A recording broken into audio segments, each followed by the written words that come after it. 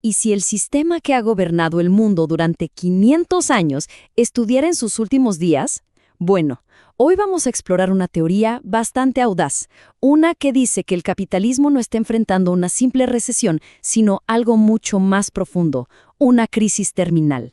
Vamos a desglosar qué significa todo esto. La pregunta que vemos es inmensa y va directo al corazón de nuestro análisis de hoy. ¿Está terminando el mundo tal y como lo conocemos? A ver, no se trata de una predicción apocalíptica ni nada por el estilo. Es más bien una teoría que sugiere que el sistema que ha definido la era moderna está, entrando en una fase de desintegración estructural. Para poder entender bien todo esto, primero tenemos que aclarar un concepto clave: el sistema mundo capitalista. Y ojo, es súper importante entender que esto va mucho más allá de la economía. Pensemos en ello como una combinación, por un lado, un motor económico capitalista y por otro, una estructura política de estados-nación, una simbiosis que ha moldeado el planeta por los últimos 500 años. Perfecto. Para desentrañar esta idea tan compleja, vamos a seguir un mapa de ruta con 5 puntos clave. Primero, vamos a hablar del pilar político que, según esta teoría, se está tambaleando. Después, nos metemos de lleno en el motor económico y la presión sobre las ganancias. Luego, veremos por qué las viejas revoluciones fallaron y qué tipo de resistencias nuevas surgieron. Y para cerrar, vamos a mirar hacia el horizonte, hacia un futuro incierto. Muy bien, arranquemos con la primera pieza de este gran rompecabezas, el desmoronamiento de la hegemonía. La idea central aquí, según esta perspectiva, es que el poder de Estados Unidos, que por mucho tiempo funcionó como el gran garante del sistema global, está en un declive que parece irreversible. Esta línea de tiempo nos marca 3 momentos, 3 puntos de inflexión. El declive, de acuerdo con esta teoría, empezó con una crisis económica mundial, allá por finales de los 60. Luego, pasa algo curioso en 1991. Cae la Unión Soviética. Y lo que parecía una victoria total para Occidente, en realidad terminó rompiendo el equilibrio de poder que existía. Finalmente, los ataques de 2001 dejaron al descubierto la vulnerabilidad del hegemón y aceleraron todo el proceso. Pero, a ver, ¿cuáles son las causas de este declive? Este análisis apunta a 3 factores que además se alimentan entre sí. Por un lado, el poder financiero, que se debilita a medida que se desafía al dólar. Por otro, el fin de la Guerra Fría eliminó ese acuerdo geopolítico que mantenía todo en orden. Y finalmente, las guerras costosas, que dejaron de ser una muestra de poder para convertirse en una verdadera sangría de recursos. Ahora, ¿qué es exactamente este modus vivendi? Bueno, era básicamente un acuerdo, a veces no dicho, entre Estados Unidos y la Unión Soviética después de 1945.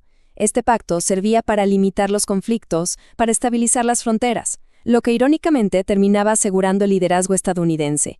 Cuando esto se acabó, el mundo entró en una era de desestabilización permanente.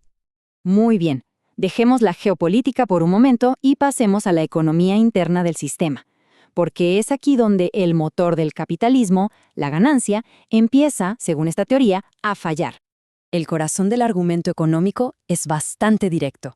La crisis está provocada por 3 costos esenciales que el sistema simplemente ya no puede evitar. A ver, históricamente el capitalismo fue muy bueno para externalizar estos costos, o sea, para hacer que otros pagaran la factura. Un ejemplo clásico, la contaminación. Pero lo que esta teoría plantea es que esa época se acabó. Imaginen que estos 3 costos actúan como una especie de pinza que aprieta la rentabilidad.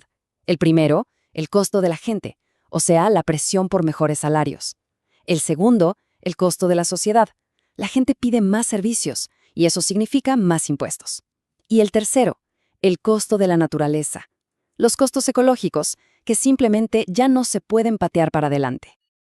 Esta tabla lo resume muy bien, nos muestra la mecánica de la crisis. Por un lado, la organización de los trabajadores reduce los márgenes de ganancia. Al mismo tiempo, las demandas ciudadanas por cosas como salud o educación hacen que suban los impuestos, y eso quita capital para reinvertir. Y para rematar, la ecología obliga a las empresas a pagar por un daño ambiental que antes, entre comillas, salía gratis. El resultado, una tormenta perfecta que asfixia la rentabilidad, el oxígeno del sistema. Ok, pero ¿Cómo ha respondido la gente a todo esto a lo largo del tiempo?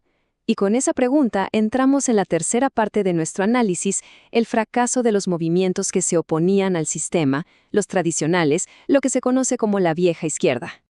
Cuando hablamos de la vieja izquierda, estamos pensando en los grandes partidos socialistas y comunistas y también en los movimientos de liberación nacional en el sur global.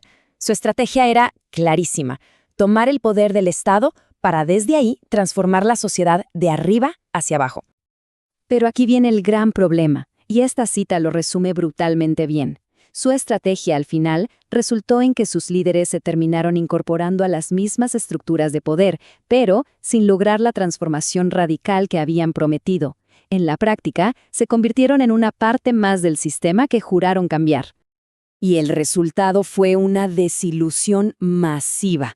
En el sur global, muchos de esos movimientos de liberación que llegaron al poder no cumplieron sus promesas, y esto generó una sensación generalizada de estafa, de haber sido engañados.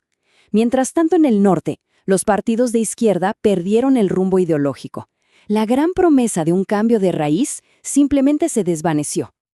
Pero, como suele pasar, de las cenizas de ese desencanto surgió algo nuevo. Y esto nos lleva directo a la cuarta parte, la nueva ola de disidencia. Vamos a ver cómo la resistencia adoptó una forma totalmente distinta. El año clave aquí es 1968. Después de todas esas revoluciones culturales, emerge lo que se conoce como la nueva izquierda, y su enfoque es radicalmente diferente. Ya no se trata de tomar el Estado. No, ahora el foco está en la política de identidad, el feminismo, el ecologismo, los derechos de las minorías. Este esquema lo deja clarísimo, ¿no? Es la diferencia entre dos mundos. Por un lado, la vieja izquierda, piramidal, centralizada, con el objetivo de tomar el Estado. Y por el otro, la nueva izquierda, una red mucho más descentralizada, fragmentada, luchando por temas de identidad como el feminismo o la ecología desde lo local. Y aquí llegamos a una de las grandes ironías de toda esta teoría. Resulta que, al luchar por más derechos y más servicios, estos nuevos movimientos lograron una democratización de facto de la sociedad. Un éxito, pero, al forzar a los estados a gastar más en salud, en educación, sin quererlo, terminaron intensificando la presión económica sobre el mismo sistema que querían desafiar. O sea, aceleraron su crisis. Ok, hagamos un recuento. Vimos el declive del poder hegemónico, la crisis económica interna y la evolución de los movimientos sociales. Ahora vamos a juntar todas estas piezas y mirar hacia adelante. Entramos en la fase final, el futuro incierto. La gran pregunta, ¿qué viene después? El concepto clave para entender este final es la bifurcación estructural. Pensemos en un río que fluye tranquilo y de repente llega a un punto donde se divide en dos cauces completamente nuevos. Bueno, el sistema actual es ese río, justo en el punto de división. Se ha vuelto tan caótico, tan inestable, que ya no puede seguir su curso original. El futuro es uno de esos nuevos cauces, pero la cosa es que es imposible saber cuál de ellos tomará el agua. Lo que este análisis subraya, y esto es muy fuerte, es que las herramientas que tenemos hoy ya no son suficientes. Los partidos políticos, los movimientos sociales, según esta visión, pueden poner parches, digamos, redistribuir un poco el dolor, pero no pueden reparar la fractura fundamental del sistema. Es como intentar achicar el agua con un balde en un barco que ya se partió por la mitad. Y con esto llegamos a la pregunta final, la que quizás define nuestra era. Si la premisa de toda esta teoría es correcta, si de verdad el sistema actual se está desmoronando, entonces la única pregunta que realmente importa es, ¿qué vamos a construir sobre sus ruinas? Y la respuesta, bueno, esa no está escrita en ningún lado, se está escribiendo ahora mismo.